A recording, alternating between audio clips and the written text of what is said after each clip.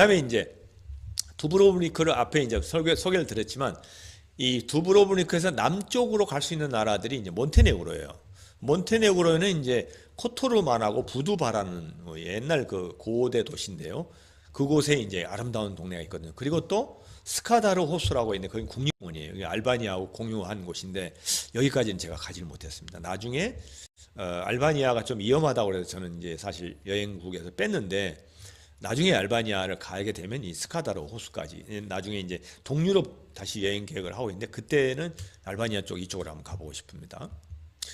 자, 여기 가면 이제 코토르만하고 부두바 고성 이런 게 이제 뭐 유네스코 문화유산도 있고 그래서 정말 아름다운 동네가 이 만 사이에 그러니까 아드리아 해 중에서 또 안쪽으로 내륙으로 들어오는 바다가 이렇게 형성되어 있는 곳인데 그곳이 이제 코토르만이고 그곳 주변에 이제 부두바 그 옛날 캐슬 이렇게 해서 아주 그 옛날 이것도 로마 시대 고성입니다. 볼 수가 있는 곳입니다. 그다음에 이제 보스니아 헤르체고비나 이 부분은 좀 이제 저희 여러분들에게 꼭 소개시켜 드리고 싶어서 제가 이것을 넣었는데요. 두브로브니크에서 이제 몬테네그로 구경을 마치고 다시 크로아티아 북부 자그레브로 들어가려면은 국경선이 끝나는 곳이 있어요. 바로 여기 네움이라는 곳인데요. 지도가 잘 보이실지 모르겠습니다만은 이 보스니아 헤르체고비나하고 크로아티아하고는 전쟁을 엄청 많이 했잖아요. 내전이 아까 말씀드린 스트라바키 부쿠 그 폭포도 서로 총싸움을 하는 바람에 이제 그 국립공원으로 안 되는 그런 지역인데 바로 이 네움이라는 이 동네가 유일하게 보스니아가 바다로 갈 수 있는 관문인 동네예요. 이곳을 차지하기 위해서 크로아티아하고 너무 전쟁을 많이 했다고 그래요.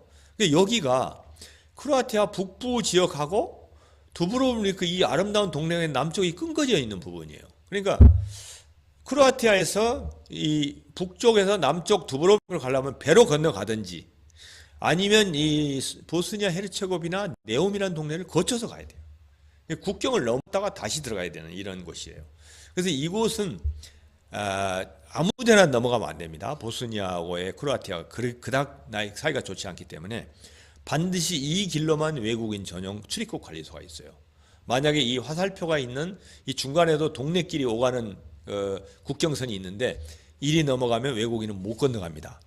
그거를 건너가서 아주 밤새 고생을 하고 잠도 제대로 못 자고 다시 돌아왔던 사람이 저한테 알려준 얘기예요. 이건 정말 대단한 팀입니다. 두브로브니크에서 대개 이제 모스타르라는 스플릿이 가기 전에는 모스타르라는 유명한 관광지가 보스니아 유일한 유명한 관광지거든요. 이곳에 들리기 위해서 이 구글 맵을 치면 이쪽으로 안내를 합니다. 이렇게 우측으로 쇼컷을 알려주는데 이곳은 내국인들만 다닐 수 있는 국경 검문소예요. 그래서 반드시 외국인은 이 네움으로 거쳐서 다시 이렇게 올라갔다가 다시 크로아티아로 넘어가야 됩니다. 그걸 알려드리기 위해서 제가 여기를 넣었습니다. 자, 모스타르라는 곳에 가면은 이러한 여러분 아마 지도에서 저 사진에서 많이 봤을 거예요. 이런 원주형 삼각형에다가 이게 30m가 넘는 대형 아치형 다리가 있는데요. 다리도 아름답지만 그 주변 동네가 너무 아름답습니다. 그래서 이 보스니아 헤르체고비나 하면은 정말 유네스코 문화유산이기도 하지만 이곳이 가장 많은 관광객이 몰려드는 곳입니다. 그래서 이곳에 가기 위해서 이제 아까 말씀드린 다시 거꾸로 가면 이곳이 모스트라는 곳인데요.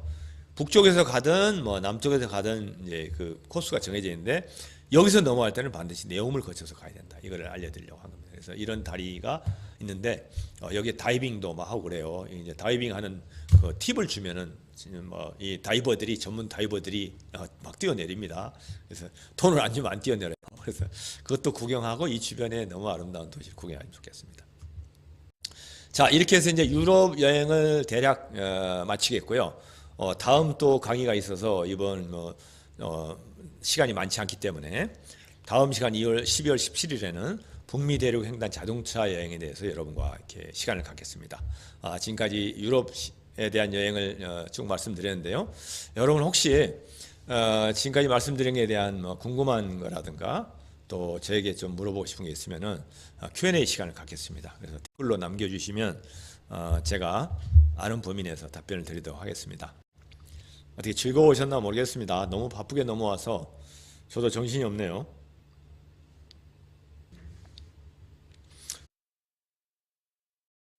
라고 하시면 국경 통과 시 그린카드가 필요하고 하시 질문합니다. 어디에서 어떻게 발급받는지 비용은요? 한번 발급받으면 여러 나라 국경을 모두 통과할 수 있는지요? 몬테네그로, 이탈리아부터. 네, 이거 참 중요한 질문인데요. 아까 제가 말씀드린 거 쉥겐 조약이라는 게 있지 않습니까?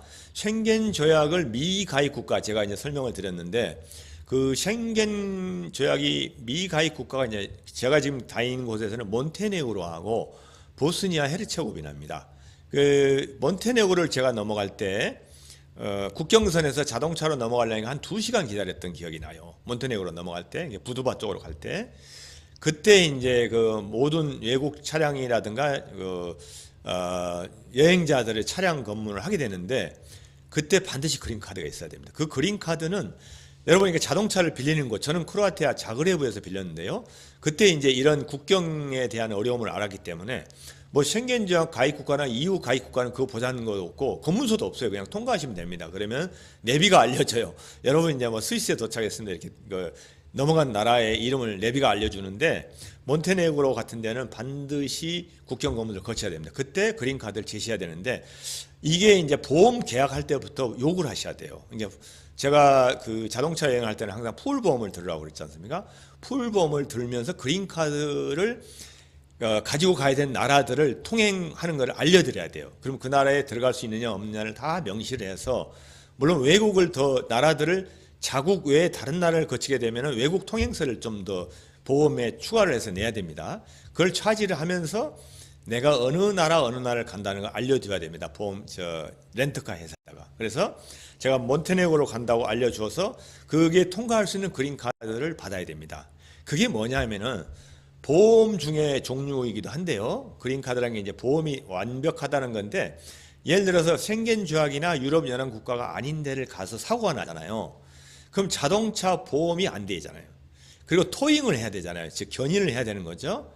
견인을 할 수 있는 것이 바로 그린카드 같은 풀보험이 다 돼 있어야지 사고 처리가 되는 겁니다. 그래서 그 사고 처리할 수 있는 뭐가 안 되면 아예 통과를 못하게 시켜요. 만약에 어쩌다 들어가더라도 그린카드가 없으면은 보험이 안 돼가지고 엄청난 손해를 보게 됩니다. 그래서 그 렌트카를 빌리는 곳, 그 쉥겐 가입 국가나 아니면 EU 국가에서 렌트카를 하는 곳에서 그린카드를 요구하시면 될 것 같습니다. 답이 됐나 모르겠습니다. 경비는 어느 정도 잡아야 되냐고 시정님이 물어보셨나요? 이거는요 개인별로 다 차이가 납니다. 렌트카로 하느냐, 안 그러면은 배낭여행을 하느냐, 그 다음에 숙소를 어느 정도 레벨로 할 거냐 하는 거 있더라고요. 그 다음에 저 같은 경우는 이탈리아나 이제 스위스 가서 돈을 많이 이제 들었는데요. 이탈리아, 오스트리아, 스위스는 물가가 비싸죠. 그래서 어느 나라를 가느냐에 따라서 차이가 많이 나고요. 저는 이제 자동차 여행을 하다 보니까 마트나 슈퍼나 식료품점에서 매일 식료품을 사가지고, 특별히 이제 아름다운 곳이나 정말 맛집에 들어갈 때는 레스토랑을 일부러 들어갔습니다. 비싸더라도 그 나라 음식을 먹어보기 위해서. 하지만 대부분 그냥 일반 여행을 할 때는 렌트카다 보니까 식료품을 마트에 가서 사가지고 저희들이 요리를 해 먹었어요. 대부분 B&B라든가 안 그러면 펜션, 콘도 이런 데를 빌려가지고 다니면서 음식을 되게 해 먹었습니다. 그러다 보니까 그 빈도에 따라 저렴할 수가 있고 비쌀 수가 있습니다. 그래서 그 일률적으로 물어보시면 좀 곤란하고요. 크로아티아, 슬로베니아는 그래도 이탈리아보다는 한 60, 70%싼 정도, 비용이 한 60, 70% 정도 가격이면 되고요. 몬테네그로, 보스니아 쪽은 더 쌉니다. 한 반 정도로 생각하시면 됩니다. 그리고 아시겠지만 뭐 이탈리아, 스위스, 오스트리아 이쪽은 비싸기 때문에 그걸 뭐 어떤 호텔에 가느냐 따라 다르고, 저는 이제 에어비앤비를 많이 이용하기 때문에 에어비앤비는 또 싼 것도 많거든요. 그런 거를 고려하시면 좋을 것 같습니다.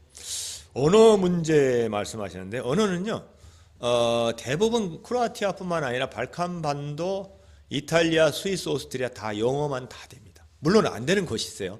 제가 그 이탈리아 가가지고 나폴리에 가서 그 호텔을 들어갔거든요. 위험하다고 그래서 일부러 호텔을 비싼 데를 들어갔는데, 호텔에 그 이제 그 부킹을 하는 친구가 카운터에 없었어요. 그러다 보니까 실제 그 이제 그 B&B로 끊어서 갔거든요. 호텔도.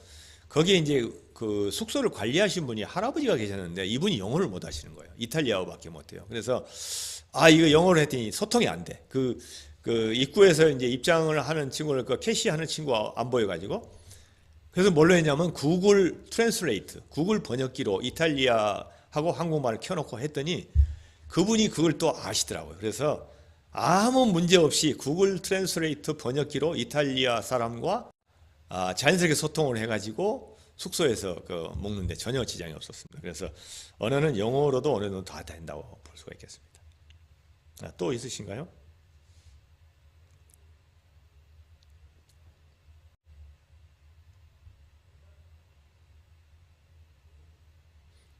돌로미트 지역에서 숙박하신 분들이 많이 있네요. 정말 이 정도 있어야 될 것 같아요. 스위스와 돌로미트 포함해서 15박을 하셨다고 그러는데 좀 짧지 않았나 모르겠네요. 저는 각 곳곳에 한 일주일 이상 더 있어야 되고 스위스는 한 10일 더 있어야 될 것 같은데 하여튼 뭐 대단한 경험을 하셨네요. 네. 또 있으실까요?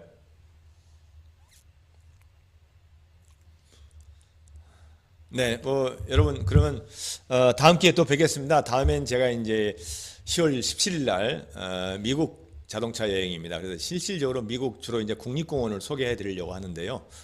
미국은 뭐니 뭐니 해도 자연 관광이 최고죠. 그래서 미국을 다음 주 17일 날 또 말씀드리도록 하겠습니다. 네, 여러분 지금까지 끝까지 시청해 주셔서 대단히 감사합니다. 다음 시간에 또 뵙겠습니다. 네, 안녕히 계세요.